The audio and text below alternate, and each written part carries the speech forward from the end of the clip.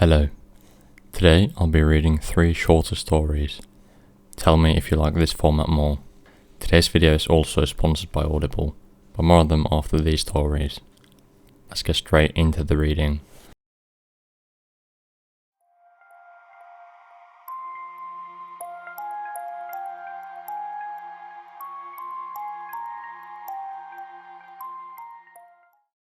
I found a hidden door in my basement.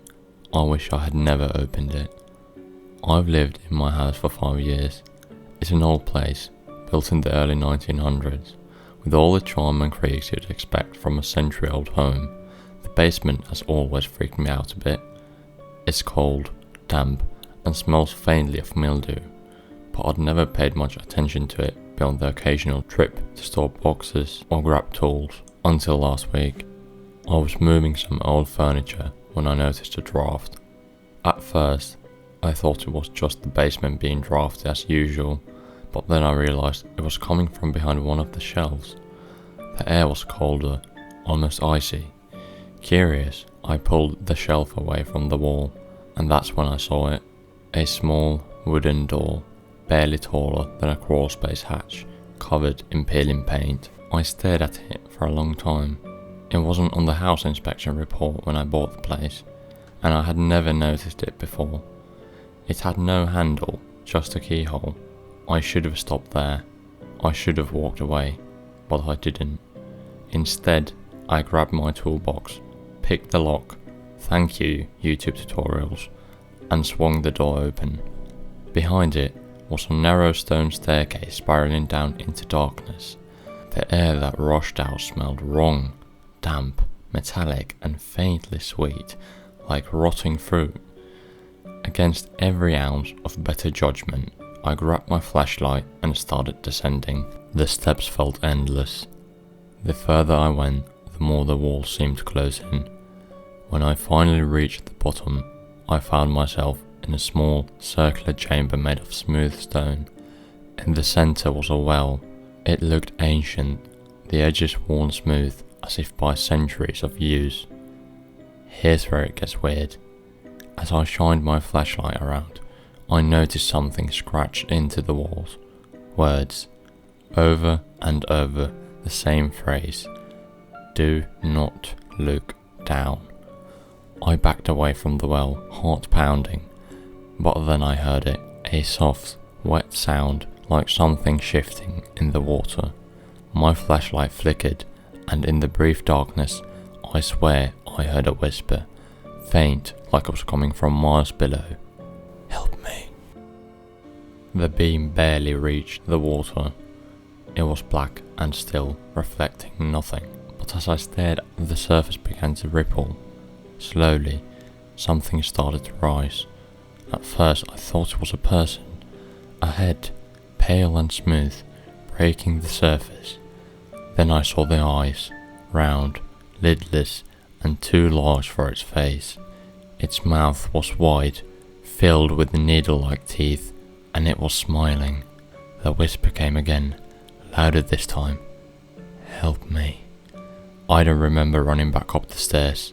I don't remember sealing the door or pushing the shelf back in place, but I must have, because when I came to, I was sitting on my kitchen floor, shaking, the basement door locked tight. Since then, I've heard noises at night, soft scratching, like something trying to find its way out. Last night, I found muddy footprints leading from the basement door to my bed. I haven't been back down there. I don't think I ever will, but the scratches are getting louder, and I can't help but notice they're starting to sound like the words, "Help me."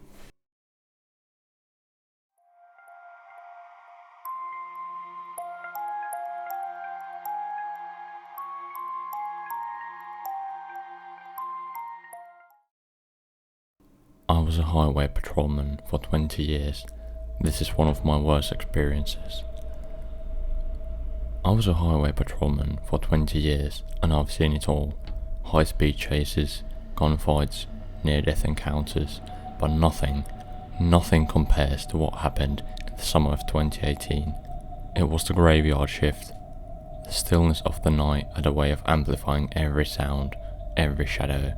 Most nights were the usual mix of speeding drivers and DUI stops. That night started no differently. I was stationed at my usual spot near mile marker 62, radar gun in hand, coffee thermos perched on the dash. The radio buzzed with routine chatter. Then, just as I was finishing my second cup of coffee, dispatch chattered in. Any available units near Route 18? We have a 1090. I was confused. I'd never heard that code before. Dispatch, this is Unit 504. What's a 1090? Silence. Dispatch? No response, just static. Seconds later, coordinates popped up on my patrol car's computer. It was an isolated patch off the highway, deep in the woods. Uneasy, I radioed my supervisor. Hey Sarge, dispatch just paged me about the 1090. What's the protocol? His response was curt. Ignore it, it wasn't meant for you. Seriously? They gave me the coordinates. Drop it, 504. Get back to work. I hesitated, but orders were orders. The night dragged on with the routine stops.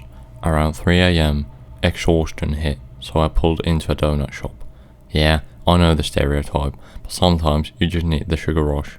The shop was a dive peeling paint, flickering neon sign, but it was open. Behind the counter stood a man so pale, he looked like he'd been carved from marble. His fingers were unnaturally long, and he moved with a stiffness that gave me the creeps. What'll it be? His voice was raspy like dead leaves rustling. Just coffee and a couple of glazed. He slid my order across the counter without a word. His gaze lingered on me, unblinking, as if he were memorizing my face. Long night? He asked, his lips curling into a faint, unnatural smile. Yeah, graveyard shift. Never gets easier. He chuckled a low, guttural sound that made my skin crawl. Be careful out there. You never know what might be lurking.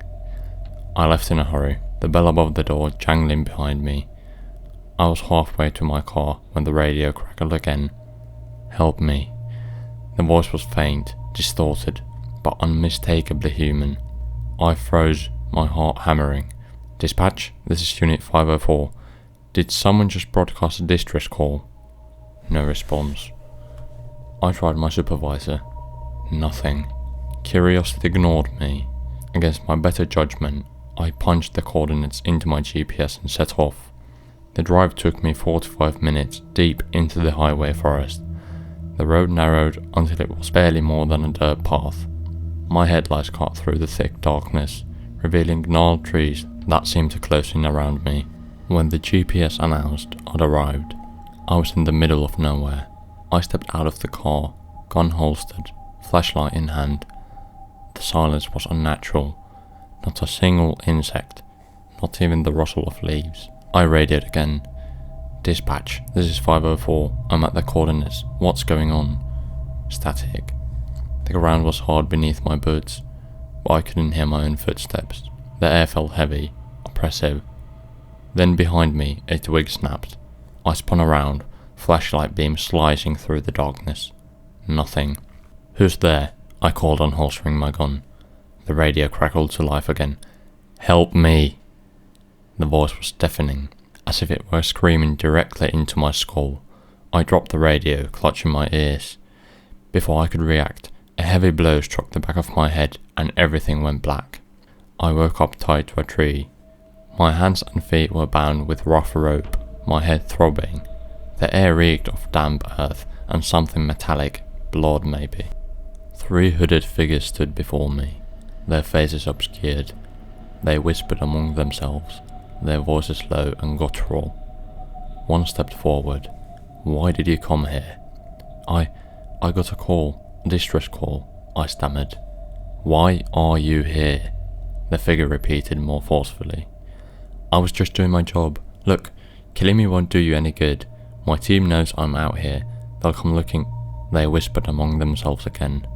Then one of them nodded. Let him go, the leader said. Another figure stepped forward, cutting my bonds. My legs were weak, but I managed to stand. Take your gun. Leave. Do not come back. I didn't need to be told twice. I grabbed my weapon and stumbled back toward my car. My head swam and my limbs felt heavy. like I'd been drugged. As I made my way down the path, figures began emerging from the shadows. Dozens of them, their faces pale and featureless. "Don't come back," they chanted in unison. "Don't come back." I reached my car and sped out of there, not daring to look in the rearview mirror. The next morning, I reported everything to my supervisor. He dismissed it as exhaustion-induced hallucinations and put me on paid leave, but I know what I saw. Even now, years later, I can't shake the feeling that they're still watching me. I kept one of my radios as a memento of my time in the force. Sometimes, late at night, it crackles to life. "Help me," the voices whisper, and sometimes it calls my name. Tonight I've made up my mind. I'm going back. I don't care what's waiting for me in those woods. I need answers. Wish me luck.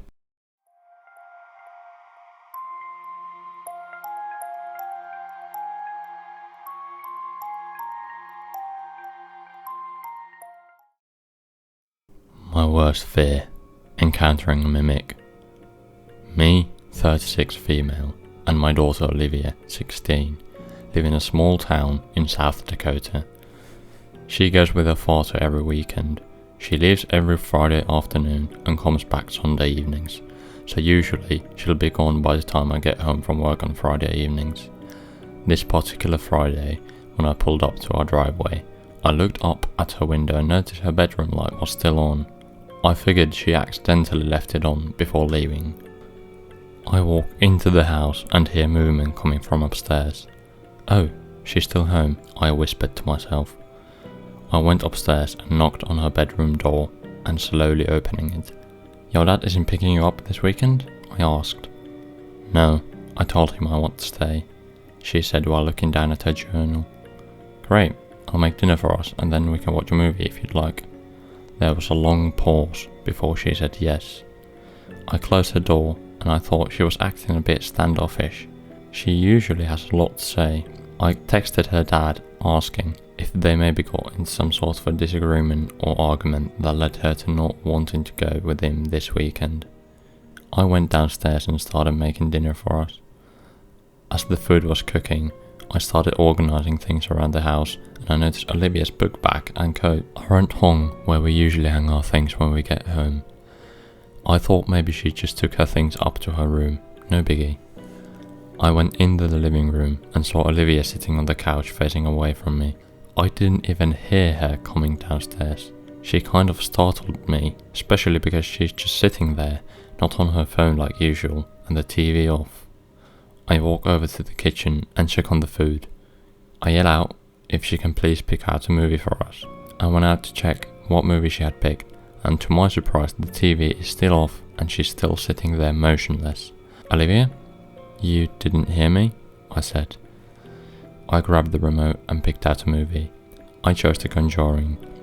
I grabbed our plates, and as I sat down on the couch, I heard a notification coming from my phone in the kitchen. I told her I'll be right back. I checked my phone and it was a text from her father. After reading his message, my body went cold and stiff. Literal chills. He said, "What do you mean? I picked up Olivia from school and we're grabbing dinner with her grandma right now." I feel catatonic at this point. I took a deep breath and walked slowly towards the living room, peeking in to see if it was still sitting on the couch. It was. It was just sitting there very still, looking forward but away from me. I haven't even seen Olivia's face since I've been home, like the thing has purposely been avoiding eye contact. I went back into the kitchen. I didn't know what to do. I'm fucking terrified. I had to go back out there. My car keys are in the living room. I took a deep breath and got the courage to walk out confidently like everything was normal. It was gone. I don't know why I yelled out, "Olivia?" My stupid, confused human instincts. I heard its voice coming from upstairs, sounding just like my Olivia. It said, "Mom, I'm upstairs. I need your help," in the most sinister voice. Hell no. I grabbed my keys and ran the fuck out of the house. I was shaking so much I couldn't even put the damn keys in the ignition. God, I wish I had pushed the start for this very moment. As I reversed out my driveway, I looked up at the house, and it was at Olivia's window waving at me, faceless. I couldn't even breathe. I never drove off so fast in my life. As I said in the beginning, this video is sponsored by Audible. This month, they're offering an amazing deal. You get the first 3 months for $1 each, which I consider to be quite the reasonable price for the world's largest selection of books and podcasts. To get this offer, click the link in the description below. It also helps me out. Thank you. Bye.